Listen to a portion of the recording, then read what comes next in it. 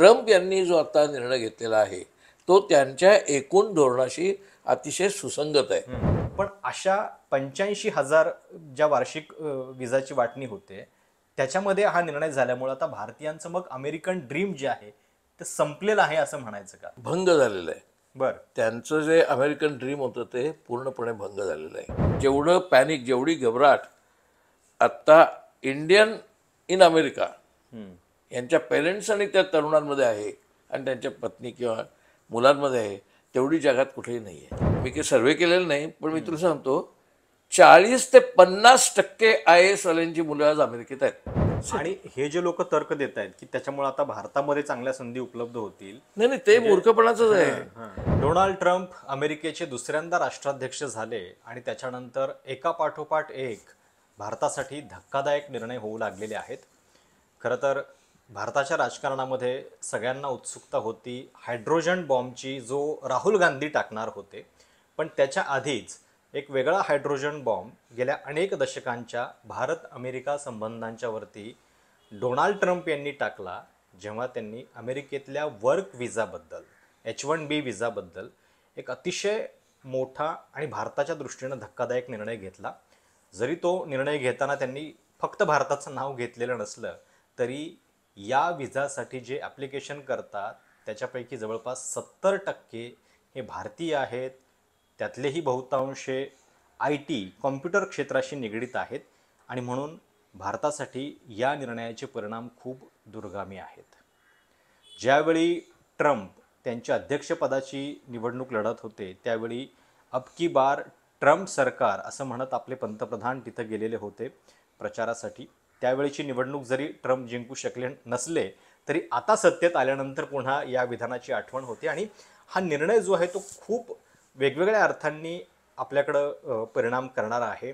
काही लोकांचे तर्क असेही चालू आहेत की संकटात संधी याप्रमाणे आता ब्रेन ड्रेन जे आहे आपल्या देशातलं ते थांबेल वगैरे वगैरे. त्याचाही आपण नीट समाचार घेणार आहोत. या सगळ्याबद्दल एक सखोल चर्चा करणार आहोत. माझ्यासोबत आहेत आत्ता ज्येष्ठ पत्रकार, माजी खासदार आणि अमेरिकेच्या राष्ट्राध्यक्षपदाची निवडणूक 1988 पासून ते 2016 सलग 9 ते 10 वेळा ज्यांनी तिथं जाऊन स्वतः अनुभवलेली आहे, तिथल्या राजकारणाचे सगळे कंगोरे ज्यांना माहिती आहेत ते ज्येष्ठ पत्रकार कुमार केतकर सर.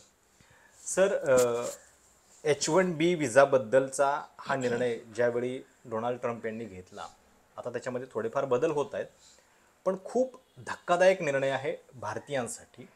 तर मुळात हा निर्णय घेताना भारताच्या दृष्टीनं त्याचे जे परिणाम होणार आहेत, म्हणजे आपल्या सगळ्या IT सेक्टरला धक्का बसतोय, तर भारत हे थांबवू शकला असता का? तुम्हाला काय वाटतं? पहिली प्रतिक्रिया काय आहे तुमची? नाही, भारत हे थांबवू शकला नसता. जर अमेरिकेला ते करायचंच होतं तर भारत काही करू शकत नाही. ते त्यांच्या धोरणाचा प्रश्न आहे. आपण त्यांचं धोरण काय असावं हे ठरवू शकत नाही. तर मैत्रीचे संबंध किती आहेत व्यक्तिगत मोदी आणि ट्रम्प यांचे किंवा भारत आणि अमेरिका यांचे, ह्याच्यावरती ठरत नाही. दोन राष्ट्रांचे संबंध, दोन्ही राष्ट्र आपापले हितसंबंध जपतच घेतात. फक्त ते जपताना आपल्या दोघांनाही जितकं अधिकाधिक हितसंबंध जपता येतील अशा पद्धतीने घेतात. ट्रम्प यांनी जो आता निर्णय घेतलेला आहे तो त्यांच्या एकूण धोरणाशी अतिशय सुसंगत आहे. चांगला आहे वाईट नाही प्रश्न. बरोबर. America first, America, make America great again. आता याचं कारण काय आहे? तर एक वाक्य तू लक्षात घे. H1B हा काही पूर्वीपासून नाही आहे. 1990 साली. 90चं काय महत्व आहे? 90चं महत्व असं आहे की 1984-85 मध्ये राजीव गांधींनी अधिकृतपणे कॉम्प्युटर रिव्होल्युशन ज्याला म्हणतात किंवा कॉम्प्युटर युग म्हणूया आपण, सुरू केलं. आता गंमत अशी आहे की त्यावेळेला बहुसंख्य कम्युनिस्ट आणि भारतीय जनता पक्ष या दोघांचा राजीव गांधींच्या धोरणाला कडाडून विरोध होता की कॉम्प्युटर वगैरे काय करायचं नाही, आपल्याला काय करायचं आहे वगैरे. आणि त्याच्याबद्दल संप पण झालेत बँकांमध्ये, LIC मध्ये, रेल्वेमध्ये, वर्तमानपत्रात सुद्धा संप झाले कॉम्प्युटरच्या विरोधात. पण राजीव गांधींचं ते धोरण इतकं यशस्वी झालं की मला आठवतं मी 1988 निवडणुका कव्हर करायला गेलो होतो त्यावेळेला भारतातल्या मलाच कमीत कमी 15 भारतीयांनी, उच्च मध्यम वर्गातले, श्रीमंत नाही पण गरीबही नाही, उच्च मध्यम वर्गातल्या लोकांनी सांगितलं होतं येताना आम्हाला कॉम्प्युटर घेऊन या. बरं. कसे करून मग ते डेलचा मुक्त कॉम्प्युटर त्यावेळेला कॉम्प्युटरची तिकडे किंमत होती $699 अमेरिकेतली. पण डॉलर रेट तुलनेने आत्ताचा रुपया डॉलरच्या मध्ये जो आत्ता जे आहे त्याच्यापेक्षा तुलनेने तो बरा होता. त्याच्यामुळे 1988 साली साधारणपणे काय 32-35 असेल मला एक्झॅक्ट आठवत नाही, परंतु आत्ता जो आहे 89 रुपयापर्यंत गेलेला तशी अवस्था नव्हती. शिवाय ती डिमांड इतकी वाढली आहे आपल्याकडच्या मध्यमवर्गाकडनं की आपल्या सरकारने म्हणजे राजीव गांधी सरकारने असं धोरण केलं की कोणी बाहेर गेला तर त्याला एकच कॉम्प्युटर आणता येईल तिकडून बरोबर. आणि तो त्याने वापरण्यासाठी असेल. आता जसं आयफोन बद्दल कॉम्प्युटर एकच आणू शकतात. तर तसा मी एक आणला होता, बरं. पण एकच.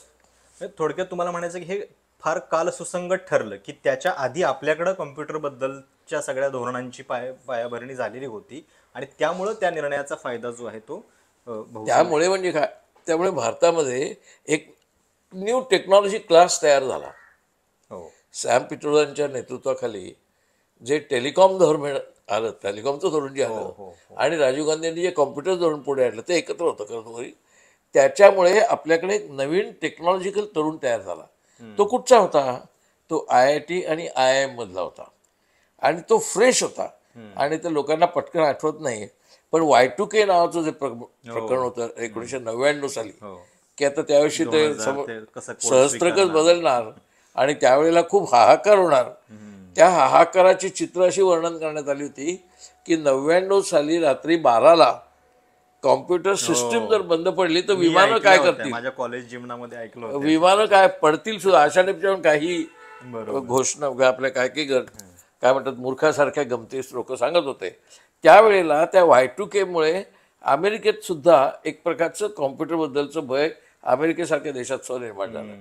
आता आपल्याकडचा ट्रेंड झालेला क्लास जो होता कॉम्प्युटरचा तो अमेरिकेत त्यांनी घ्यायला सुरुवात केली. बरोबर. त्या Y2K प्रकरणामुळे एकूण त्या विश्वावरती आलेल्या अंधारामुळे आणि स्वाभाविकच भारतातल्या लोकांच्या नोकऱ्या कॉम्प्युटर संबंधातल्या प्रचंड प्रमाणावर वाढल्या.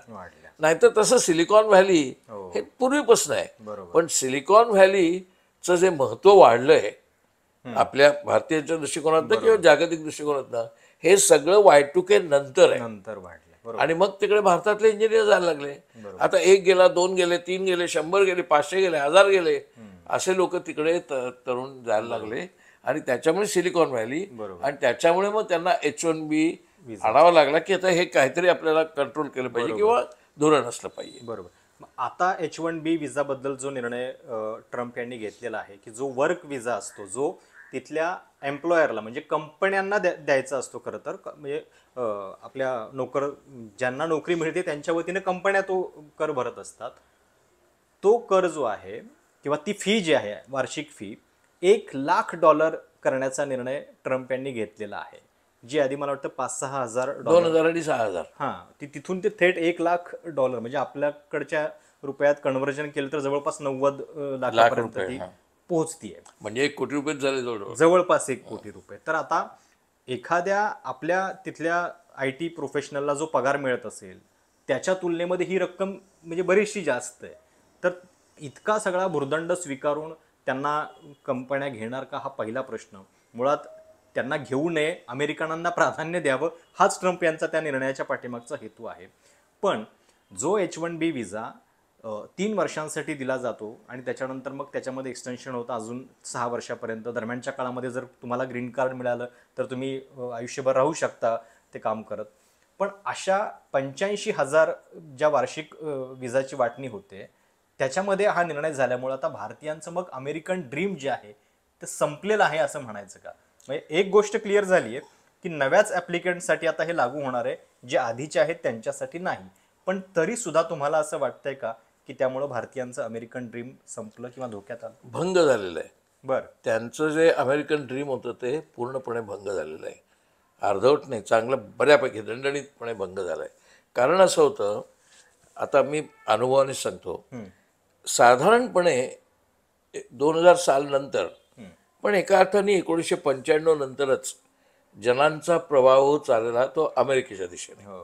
हे मध्यमवर्गामध्ये इतकं झालं होतं की तुला खोटं वाटेल, अतिशयोक्ती वाटेल, पण मध्यम वर्गाला आपल्याला H1B वरती किंवा अमेरिकेत शिकण्यासाठी प्रवेश मिळणं हा जणू आपला हक्क आहे, आपल्याला घटनेने दिलेला हक्क आहे, अशी भावना तयार झाली होती. त्यामुळे मुलं अगदी IIT-ला जातील किंवा व्हिजिटला जातील किंवा पिलानीमध्ये जातील. बरोबर. पहिलं लक्ष पहिलं त्यांना अमेरिकेला जायचं असायचं, त्यांना इंजिनियर व्हायचं नसायचं, त्यांना संशोधन करायचं नसायचं, त्यांना भारताने शिक्षण दिलं, नेहरूंच्या आणि राजीव गांधींच्या कृपेने आपल्याला शिक्षण मिळालंय म्हणून आपण इथेच केंद्रित केलं पाहिजे, हे त्यांच्या डोक्याचं नव्हतं. त्यांच्या सगळ्यांच्या डोक्यात अमेरिकेला जाणं होतं. फक्त त्यांच्या नाही, त्यांच्या आई वडिलांचे. त्यात डबल तिबल ॲडव्हान्टेज होता. एक ॲडव्हान्टेज असा होता की एकदा मुलगा तिकडे गेला आणि H1B वरती सेट झाला आणि त्याला 3-6 अशा वर्षांनी एक्सटेन्शन मिळत राहिलं, तिकडे गरजच होती त्यांना. बरोबर.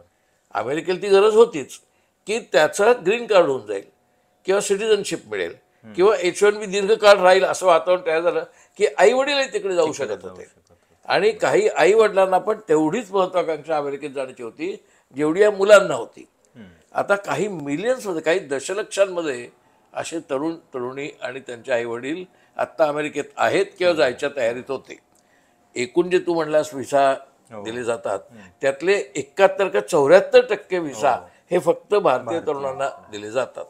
आता हे एवढे तरुणांना दिले जाणारे, आता अस्तित्वात जे H1B वरती काम करतायत त्यांना काही याचा धोका नाही, नव्याने अर्ज करणाऱ्यांना आहे. परंतु आत्ता ज्यांच्याकडे तो व्हिसा आहे त्यांनाही पोटात गोळा आलेला आहे की आत्ता तो म्हणतोय, एकूण ट्रम्पचा व्यवहार गेल्या 6 महिन्यातला पाहता तो ऐनवेळेला म्हणेल रिट्रॉस्पेक्टिव्ह आहे.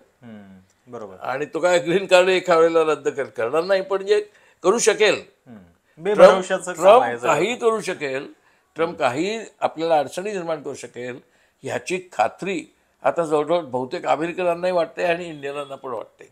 त्या अर्थाने त्यांचं हे स्वप्न म्हणजे आईवडिलांचं सुद्धा हे भंग झालेलं आहे. किती पॅनिक आहे माहितीये का तुला? काही लोक विमानाने यायला निघाले होते ही घोषणा झाली त्यावेळेला, कारण ते हे होते H1B वरती होते, येऊन परत जाणार होते कामावर. त्यांना ज्यावेळी घोषणा झाली कळलं, त्यांनी विमानात उतरले, ते तिकीट कॅन्सल करून घेतली, कारण त्यांना वाटलं आपण गेलो आता आणि परत.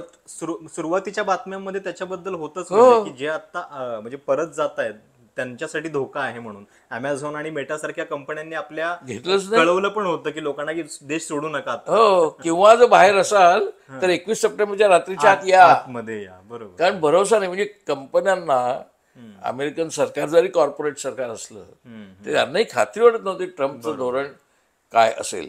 त्याच्यामुळे ते पॅनिक, विशेषतः जेवढी घबराट आत्ता इंडियन इन अमेरिका यांच्या पेरेंट्स आणि त्या तरुणांमध्ये आहे आणि त्यांच्या पत्नी किंवा मुलांमध्ये आहे, तेवढी जगात कुठेही नाही आहे.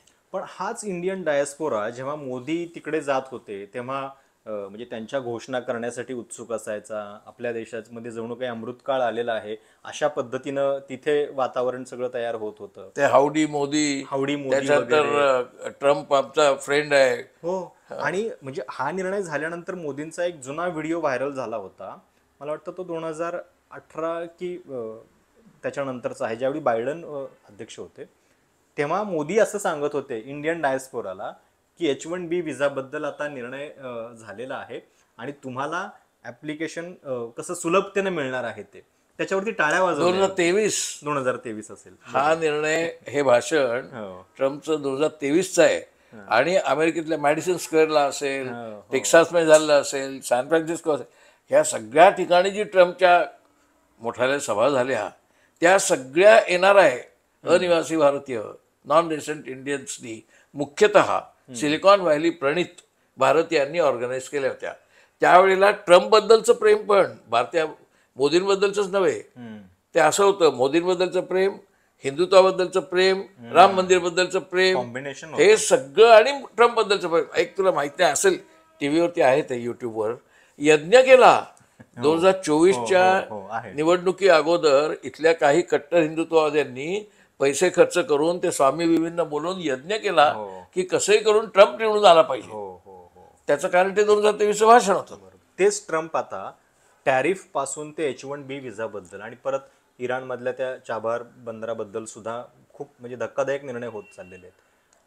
का म्हणजे असं होतंय की भारत आणि अमेरिका संबंधांच्या बाबतीत मला वाटतं हा तळ असावा, म्हणजे की म्हणजे गेल्या 3-4 दशकामध्ये तरी इतका धक्कादायक निर्णय भारतासाठी कुठला नसेल अमेरिकेच्या बाजूनं, जो H1B विजाच्या माध्यमातून झालाय आणि इतर सुद्धा होत आहेत. त्या सगळ्या दृष्टीनं कसं बघताय तुम्ही? नाही, पहिली गोष्ट आपण एक लक्षात घे की अ, त्यांच्या दृष्टिकोनात ह्या निर्णयात काय चूक आहे, त्यांच्या बाजूने विचार केला तर. तुला एक कल्पना आहे की नाही मला माहीत नाही, असेल म्हणा, अनेक भारतीय कंपन्या ज्या आहेत, मी नावं घेत नाही, वाईट दिसेल ते म्हणून, सगळ्या गाजलेल्या ज्या कंपन्या आहेत भारतातल्या अमेरिकेत, त्या अमेरिकेत जो H1B विचारण्यासाठी त्यांनी पेमेंट करायचं असतं, हो, तर त्यांनी पेमेंट करून जी माणसं पाठवली ती कॉम्प्युटर क्षेत्रातली आहेत असा आविर्भाव होता. प्रत्यक्षात त्यांना कीबोर्डवरती फक्त टायपिंग करता येत होतं. बरं, ते कॉम्प्युटरवरती टाईप करायचे, त्यांना फक्त कटपेस्ट करता येण्या इतपतच कॉम्प्युटरचं ज्ञान होतं. त्यांना जणू काय ते कॉम्प्युटर इंजिनियर आहेत, सॉफ्टवेअर इंजिनियर आहेत किंवा हार्डवेअर इंजिनियर आहेत अशा पद्धतीने दाखवून त्यांना तिकडे $50,000-60,000 मिळतील म्हणून फॉल्स त्यांचं क्वालिफिकेशन दाखवून बरं, ह्या कंपन्यांनी त्यांना खोटे H1B विसा एक प्रकारे मिळवून दिले. आता ते प्रत्यक्षात त्या क्वालिवरचे नव्हतेच, हे सगळे सेमी स्किल्ड म्हणता येईल. म्हणजे त्याला काही लोक तर सॉफ्टवेअर कुली म्हणतात. सॉफ्टवेअर सॉफ्टवेअर कुलीज होते हे. आणि म्हणजे आपल्याकडे जसं बिहार आणि युपी येतात तसे हे तिकडे आहेत, त्यामुळे त्याला बिहारायझेशनचं म्हटलंय. एनिवे, तर असे लोक जात होते आणि त्याचा ट्रम्पने पहिल्यापासून काय सांगितलंय, उत्तम क्वालिफाईड माणसं असतील तर आम्हाला हवी आहेत, आम्ही त्यांना स्पेशल कन्सिडरेशन देऊ आणि त्यांना विसा देऊ, पण तुम्ही, त्याचं वाक्य आहे त्या चर्चेमध्ये, but companies are misusing and abusing the H1B facility. आणि मग ते कशा करत होते, आता समजा एखाद्याला $50,000 वरती तिकडे घेतला भारतीयाला, ते काम नॉर्मल अमेरिकन पण करू शकत होता, कारण ते सेमी स्किल जॉब होता. तो $1,00,000 मागेल, कारण तो अमेरिकेत आहे आणि हा भारतीय आहे म्हणून हा कमी पकड. त्याच्या दृष्टिकोनात $50,000 खूप झाले, दरमहा $4,000 झाले, वर्षाला 50 म्हणजे अगदी बॉटम लाईन. त्याच्यामुळे भारतीयांना तो उत्तम पगार होता, अमेरिकनच्या दृष्टिकोनात तर तो अगदीच कमी होता. त्यामुळे अशा प्रकारे अनेक नोकऱ्या ज्या अमेरिकन करू शकत होते त्या नोकऱ्या भारतीय लोक गेले. आणि त्यामुळे त्याला असं दाखवायचं होतं की मी अमेरिकन तरुणांच्या बाजूने विचार करतोय. हे त्याला, ह्याचं कारण मिसयूज अँड अब्यूज आपल्या कंपन्यांनी केलेला आहे. बरोबर. आणि त्या कंपन्यांना ते अब्यूज करायला इथल्या मध्यमवर्गाची मानसिकता आणि ब्युरोक्रेसी. आता अजून एक लोक लक्षात घेत नाहीयेत, आपल्याकडची जी ब्युरोक्रेसी आहे ना, IAS ब्युरोक्रेसी किंवा प्रमोटी, पण मुख्यतः IAS ब्युरोक्रेसी, मी काही सर्वे केलेलं नाही, पण मी तुला सांगतो 40 ते 50% IAS वाल्यांची मुलं आज अमेरिकेत आहेत, किंवा बँक अधिकाऱ्यांची मुळे. बँक अधिकारी आणि IAS अधिकारी यांची 40 ते 50% मुलं तिकडे आहेत. आता ती कशामुळे आहेत? आता तुम्ही इथे IAS वाले आहात, IASच्या मुलं तुम्ही आहात, पण तुम्हाला अमेरिकेचंच आकर्षण आहे. आणि IASच्या आई वडिलांची इच्छा आहे की त्यांनी तिकडे जावं, म्हणजे त्यांची पुढची सोय अमेरिकेत होते. बरोबर. त्यामुळे America was being considered as India's heaven waiting on the earth. आणि ते, हा अमेरिका स्वर्ग हा जणू काय आपलाच आहे आणि तो आपल्या हक्काचा आहे, अशा पद्धतीने मानसिकता तयार झाल्यामुळे ब्युरोक्रेसी पण मदत करत होती या सगळ्या एक प्रकारे ब्लॅक मार्केटिंगला. हा निर्णय झाल्यानंतर एक तर्क हा पण द्यायला सुरुवात झालेली होती की कशी ही संकटात संधी आहे. म्हणजे नीती आयोगाचे माजी CEO अमिताभ कांत यांचं जे विधान होतं ते तर असं होतं की याच्यामुळं भारतातला ब्रेन ड्रेन थांबेल आणि सगळे जे हाय क्वालिफाईड आपले प्रोफेशनल्स आहेत ते यामुळं देशात थांबतील आणि इथं संधी निर्माण होतील. नाही, हे कसं विधान आहे माहिती आहे का, हे काही केलं तरी टांग उपर म्हटल्यावर काय आहे. जर ते ॲडव्हान्टेजेस होतं तर तुम्ही रेकमेंडच कशाला का नाही केलं? बरोबर. तुम्ही का माणसं पाठवायला उत्तेजन दिलं? बरोबर. तुम्ही सांगायचं एवढं H1B गरज नाही आम्हाला, 71 ते 74% H1B आमच्या देतं, काय गरज नाही आम्हाला, त्याचा तोटा आहे, आमचा ब्रेन ड्रेन होतोय. ब्रेन ड्रेन थांबू शकले असतं ते. भारताने जर H1B म्हणजे अमेरिकेला जाणाऱ्या विसावरती नियंत्रण आणण्याचा त्यांच्या साईडला जे काही धोरणं असतील हो. त्याचा प्रयत्न केला असता एवढी मुलं गेलीच नसती.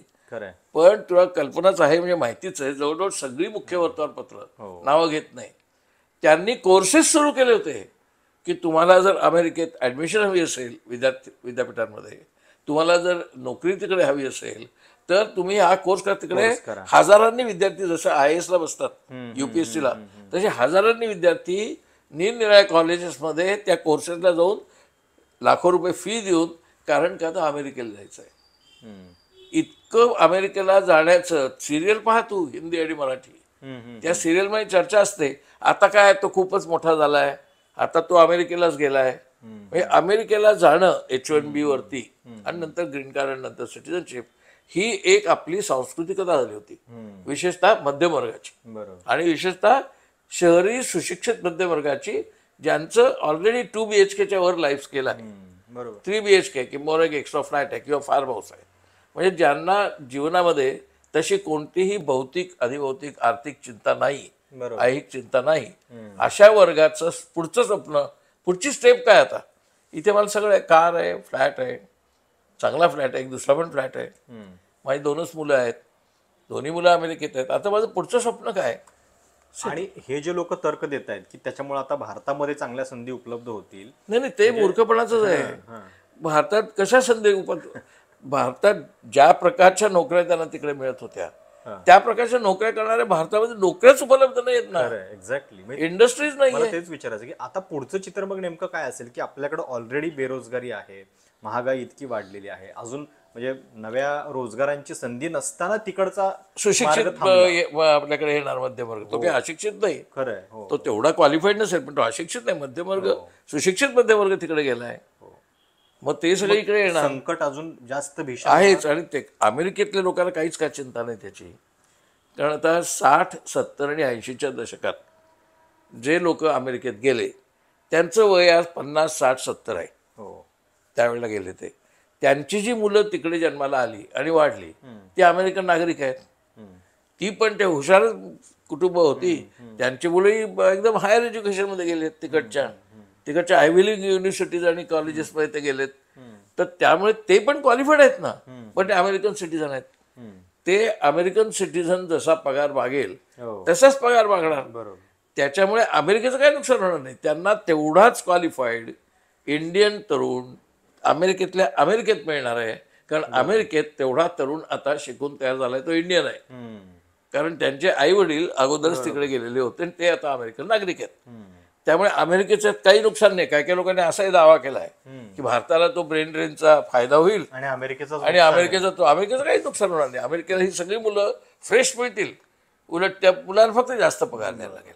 आणि म्हणजे प्रत्येक निर्णय म्हणजे कसा मास्टर स्ट्रोक आहे. हा पण एक मोदींचा जणू मास्टर स्ट्रोक. जीएसटीचं फ्रॉड त्यांनी केलं, जेव्हा GST 30 जूनला त्यांनी लॉन्च केलं, तेव्हा तो मास्टर स्ट्रोक होता. खरंय. आता प्रत्यक्षात त्यांनी परवा काय कबूल केलंय की राहुल गांधी जी टीका करत होते ती सगळी बरोबर होती. 2.5 लाख कोटी रुपयांचा तुम्हाला फायदा आहे असं त्यांनी सांगितलं. हो, पण राहुल गांधी पहिल्या दिवसापासून सांगतायत तेच. त्यांनी खरं म्हणजे जर थोडं जरी उदार अंतःकरण असतं, त्यांनी म्हटलं असतं आमचं चुकलं, राहुल गांधी बरोबर सांगत होते. राहुल गांधीनेच बरोबर सांगितलं शेवटी. याही निर्णयाच्या बद्दल मला वाटतं 2017 मध्ये ते म्हणाले होते की H1B व्हिसा बद्दल भारतानं तातडीनं भूमिका घेतली पाहिजे. हो, असं बोलले. आणि वीक प्राईम मिनिस्टर हे त्यांनी तेव्हा हो हो, तुम्ही आता जो मुद्दा सांगितला तोच, की तुम्ही ठरवा ना तुम्हाला काय करायचं. बरोबर. कायम तुम्ही असं अमेरिकेकडे आधाशासारखं किंवा आशाभूतासारखं पाहून आपलं करिअर म्हणजे अमेरिका आहे असं समजून जे काही सगळा मध्यमवर्गीय व्यवहार झाला, शैक्षणिक, आर्थिक, भौतिक, त्याचे ही फळं आहेत. त्यामुळे हा सगळा दोष ट्रम्पचा नाही आहे. बरोबर. हा आपण जे वातावरण इकडे तयार केलं, मानसिकता, त्याचाही भाग ह्याच्यात आहे. पण म्हणजे या निमित्तानं एक राजकीय नेतृत्वाची जी कसोटी असते, जो एक कणखरपणा असतो, UPAच्या काळामध्ये पंतप्रधान मनमोहन सिंग हे विकेस्ट प्राईम मिनिस्टर आहेत अशा पद्धतीची टीका केलेली होती. आज म्हणजे असं दिसतं, म्हणजे त्यावेळी अणुकराराच्या बद्दल घेतलेली त्यांनी भूमिका, इव्हन देवयानी खोब्रागड्यांच्या बाबतीत जो प्रकार झाला त्याच्यानंतर भारतानं अगदी म्हणजे कणखर भूमिका घेत अमेरिकन दूतावासातल्या कर्मचाऱ्यांना हे केलं होतं, म्हणजे नोटीस दिली होती वगैरे. आपल्याकडे ते होताना दिसत नाही. टॅरिफ बद्दल इतक्या वेळा ट्रम्प बोलले, एक शब्द नाही. आता सुद्धा हा निर्णय होतोय मोदींच्या काळामध्ये. मग नेमकं वीक कोण ठरलं? नाही नाही, वीक तर आपण आहोतच, आत्ताच नव्हे, आपण सुरुवातीपासून वीक आहोत. आणि आपण वीक आहोत हे आपल्याला मनातनं माहिती आहे, हे मोदींना माहिती आहे, चार नाही कदाचित माहिती आहे. पण आपण वीक आहोत ते जगाला कळता कामा नये, म्हणून ते अधिक बलदंड त्याची भूमिका घेतात आणि आपण अधिक शूरवीर आहोत असं दाखवतात. पण प्रत्यक्षात ते अधिक शूरवीर नाहीच आहेत. पहिल्या दिवसाचं त्यांचं धोरण असं, खरं म्हणजे इतकी मेजॉरिटी 2014 मिळाली, 19 मिळाली, त्यांनी ठामपणे काही काही गोष्टी सांगायला पाहिजेत. सीजफायर बद्दल अजून मोदी सांगत नाहीयेत ठामपणे की अमेरिका जे सांगते ते चूक आहे, आम्ही सीजफायर आमच्या जीवावर केली. हे वाक्य बोलायला त्यांना काय अडचण आहे? तेही वाक्य ते बोलत नाही. जीएसटी बद्दल बोलताना त्यांनी अप्रत्यक्षपणे फक्त एवढंच म्हणाले, आपला खरा शत्रू काय आहे तर इतर देशांवरती अवलंबून असणं. म्हणजे त्यांनी ते वीकच आहेत ना. पहिल्या दिवसाचं आपण फक्त पाकिस्तानला शिव्या देऊन पाकिस्तान कसा वीक आहे, पाकिस्तान कसा आक्रमक आहे, पाकिस्तान कसा फंडामेंटलिस्ट आहे, हे खरंच आहे. पण पाकिस्तानकडे बोट दाखवून आपण जणू काही शूरवीर आहोत, आपण खूप भक्कम आणि स्थिर आहोत, हा जो काही आविर्भाव त्यांनी आणला होता तो खरा बेरोजगारीने एक्सपोज झालाच होता. सुशिक्षितांची आत्ताची बेरोजगारांची संख्या ही हायेस्ट सिन्स इंडिपेंडन्स. बरोबर. त्यामुळे आपण वीक, आता हे सगळं 5 ट्रिलियन इकॉनॉमी जगातली इतकी असं म्हणतात, पण प्रत्यक्षात जर तू अधिकृत डेटा पाहिला, वर्ल्ड बँकेचा असेल, IMFचा असेल, युनायटेड नेशन्सचा असेल, WHO असेल, त्या सगळ्यांमध्ये भारताचा क्रमांक कुठं आहे? एकदम खाली आहे. म्हणजे 182 मध्ये 161 नंबर आहे आपला, अशा टाईपचे नंबर आहेत. मग कशा अर्थाने आपण स्ट्रॉंग आहोत? तेव्हा आपण स्ट्रॉंग आहोत हा आविर्भाव आपण वीक आहोत ते झाकण्यासाठी केला. पण आत्ता जी मुलं असतील की जे अमेरिकेत शिकतायत, ज्यांना स्वप्न होतं की आपण जाऊन तिथं आता नोकऱ्या करू, तर त्या लोकांसाठी तुम्ही आता काय सांगाल? म्हणजे किंवा जे भविष्यात जाणारे विद्यार्थी आहेत. मी काही सांगणार नाही, त्यांनी त्यांचं ठरवावं असं मी म्हणेन. पण त्यांनी आता अमेरिकेवरचं अवलंबित्व सोडावं, तिकडे शिकावं. अमेरिकन विद्यापीठांमध्ये शिक्षण उत्तम आहे, ते घ्यावं. अमेरिकेत शिक्षण चांगलं आहे, त्याच्यासाठी नोकरी नाही शिक्षण घ्यावं. बरं, सुरुवात तुम्ही केली होती 1990ला, म्हणजे ज्यावेळी ती H1B विजाची पॉलिसी आली त्याच्या आधीच आपल्याकडे कशी कम्प्युटरबद्दलची धोरणं जी आहे ती आखायला सुरुवात झालेली होती. तर तुम्ही याच्या आधी पण बोललेला आहात की मध्यमवर्गीयांचा जो कृतज्ञपणा आहे त्याच्याबद्दल, म्हणजे एक थोडक्यात असं दिसतंय की जी पिढी काँग्रेसच्या काळातल्या निर्णयांचे फायदे घेऊन या सगळ्या म्हणजे देशामध्ये स्थिरावली गेली, सगळं त्यांनी त्याची फळं चागली, आता मोदींच्या काळामध्ये त्यांना ते चटके बसायला लागलेत, कदाचित त्यातले काही परत पण येतील. तर याच्याबद्दल काय बोलत? नाही, त्यांना पश्चाताप होईल असं मला वाटत नाही. कारण हे करतानाच त्यांच्या डोक्यावरती आता गारुड आहे ते हिंदुत्वाचं आहे, हिंदू राष्ट्राचं. नशा जाणार नाही, नशा नाही जाणार तेवढी लवकर. ते काय म्हणतील की ट्रम्पची चूक आहे, मोदींची कुठे चूक आहे? मोदींनी तर उलट ह्या ब्रेन ड्रेनचा उपयोग करून घ्यायचा ठरवलाय. ते मोदींना दोष देणार नाहीत, RSSला दोष देणार नाहीत, BJPला दोष देणार नाहीत.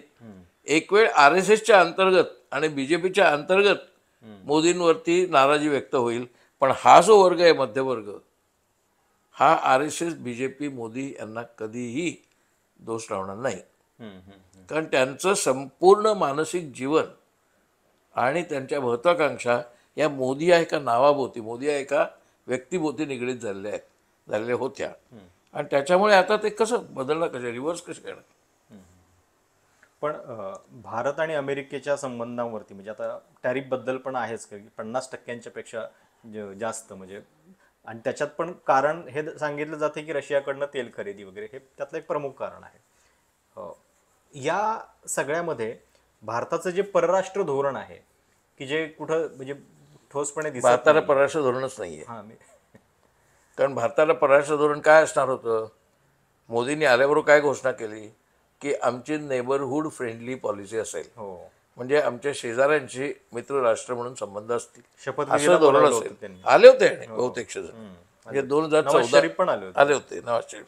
आता काय पाकिस्तान विरोधी, बांगलादेश विरोधी, नेपाळ विरोधी, भूतानी फारसा बाजूचा नाही, मालदीव बाजूचा नाही, अफगाणिस्तानच्याबद्दल काहीच कधी सांगू शकत नाही, म्यानमार नाही. म्हणजे कोण तुमच्या बाजूने?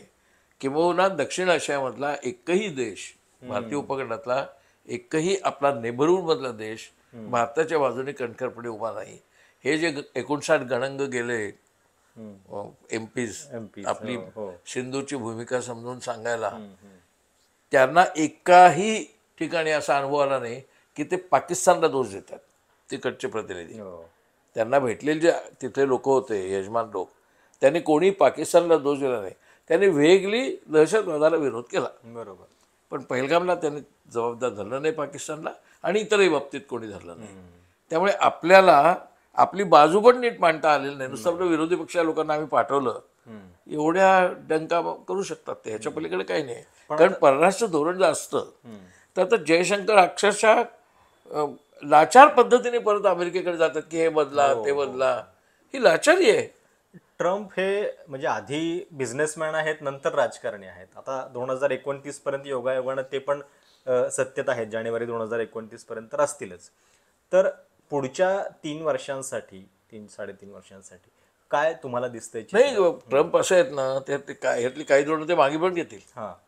काय निगोशिएशन, काय ते काही त्यांचं काही सांगता येत नाही. कारण आता टॅरिफबद्दल पण असं म्हटलं, त्यांनाही आता लक्षात येत आहे की ह्या एकूण त्यांच्या टॅरिफ आणि एकूण सगळ्या धोरणांमुळे, कारण युरोपियन युनियनला सुद्धा त्यांनी टॅरिफ लावलेले आहेत आणि नेटोचे पैसे कमी केलेले आहेत. त्यामुळे महागाई वाढते अमेरिकेत प्रचंड प्रमाणावर.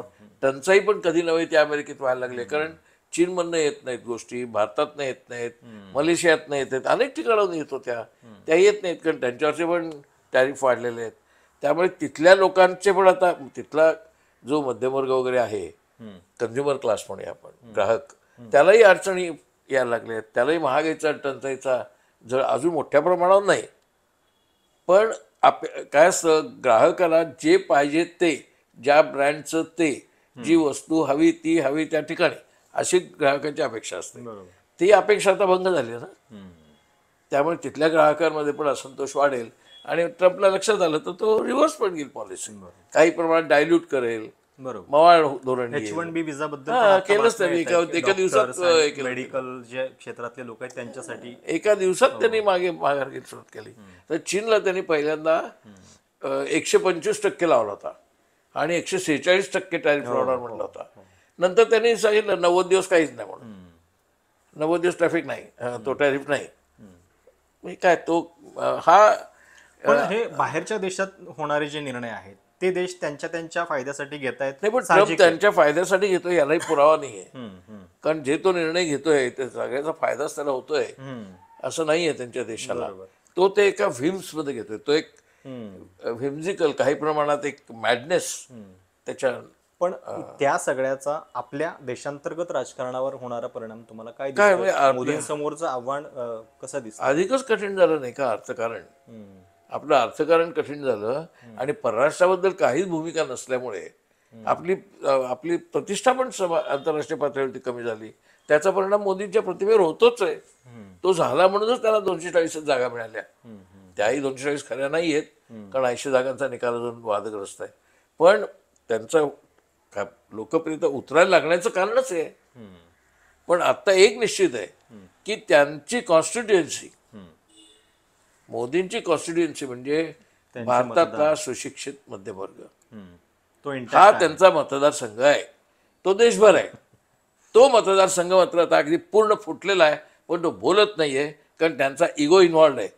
इतके वर्ष आपण मोदी आणि ट्रम्पची बाजू घेतली आणि आता कसे विरोध करणार? आता तर आपण H-1B विजा सारख्या निर्णयाबद्दल बोलतो की जो त्यांच्यासाठी सर्वात धोकादायक, घातक आहे, पण तरी तो बोलत नाहीयेत, बोलणार नाही. तसं नाही बोलणार. कारण त्यांचं सगळं मानसिक अवलंबित्व हे मोदींवरती, RSS वरती, BJP वरती, हिंदुत्वावरती अवलंबून आहे. कदाचित त्यांना दुःख विसरवण्याचे अनेक कला ज्या आहेत त्या मोदींना अवगत आहेत, त्या करतात, पण त्याचा हल्ली परिणाम होत नाही.